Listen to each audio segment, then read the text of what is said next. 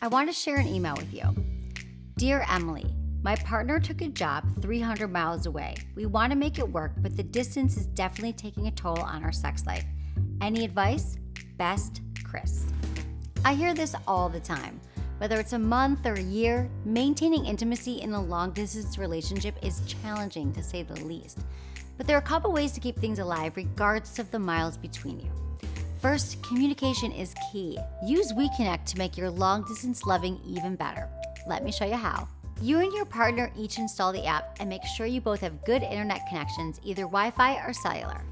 Whoever has a toy will pair it to their phone by Bluetooth, like I showed you in video 2. Let's say I want to invite a partner to control my rave. I just launch WeConnect and click Connect Lover from the menu. There's a few options here. I'm going to send a text. My partner receives the invite, plus an option to install or open the WeConnect app. Once they have, they'll see a message asking if they want to connect. Just look here to see your partner's status. And we're connected.